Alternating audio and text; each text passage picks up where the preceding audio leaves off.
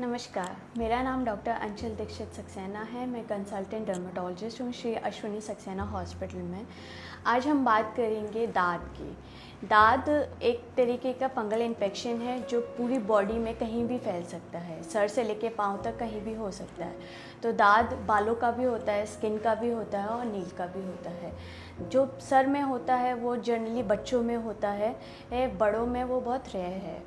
फिर बाकी अगर शरीर में एक जगह भी कहीं दाद है तो वो पूरी जगह कहीं भी हो सकता है। दाद का सबसे बड़ा कॉज है कि जहाँ पे भी गर्मी होती है, पसीना ज़्यादा आता है जिस व्यक्ति को, उसमें दाद के चांसेस बहुत होते हैं। फैमिली में अगर आसपास भी किसी को दाद है तो एक दूसरे में भी फैलता है। फिर अब हम बात करेंगे इसके ट्रीटमेंट के बारे में। ट्रीटमेंट में हम ओरल मेडिकेशंस देते हैं और टॉपिकल्स देते हैं। पेशेंट जनरली, जब पेशेंट हमारे पास आता है, जो कि गर्मियों में ज़्यादा आता है, बरसात में ज़्यादा आता है, क्योंकि अगर शरीर गीला रहे, पसीना ज़्यादा हो, कपड़े गीले रहें तो उससे दाद के बनने के चांसेस बहुत ज़्यादा होते हैं। पेशेंट जो स्विमिंग पूल्स में जाते हैं, अगर किसी एक बच्चे को है तो सबको भी फैलने के चांसेस हो जाते हैं। पहला प्रिकॉशन हमें ये लेना है कि हमें गर्मी पसीने से बचाव करना है, कपड़े सूखे होने चाहिए और आसपास में अगर किसी को भी दाद है तो सबका एक साथ इलाज करें, आगे पीछे ना करें वरना कभी जड़ से नहीं जाता। दूसरा हम ये कर सकते हैं कि हमें ओरल मेडिकेशन जब तक हमारा डर्मेटोलॉजिस्ट हमें बता रहे तब तक हमें वो पेशेंट को लेनी होती है।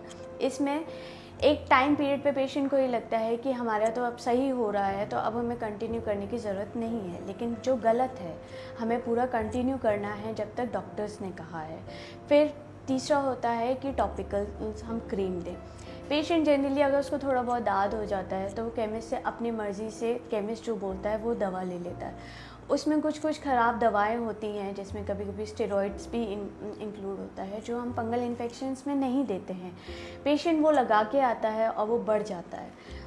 फिर उसके बाद जब वो हमारे पास, हम डर्मेटोलॉजिस्ट के पास आता है तो बढ़ा के लेके आते हैं। तो मेरा आप सभी से निवेदन है, बिना डर्मेटोलॉजिस्ट को कंसर्न किए कोई भी दाद की या किसी भी चीज़ की दवा ना लिया करें। इसका इलाज थोड़ा लंबा चलता है, दवा एक भी दिन की नहीं छूटनी चाहिए और जितना आप गर्मी पसीने से परहेज़ करेंगे उतनी जल्दी ये ठीक होगा। तो अगर आपको कभी दाद खाज की कोई भी दिक्कत हो तो अपने नज़दीकी डर्मेटोलॉजिस्ट से इसका इलाज लें, ना कि किसी भी केमिस्ट के पास जाके उसके लिए कोई भी ट्यूब खरीदें। धन्यवाद।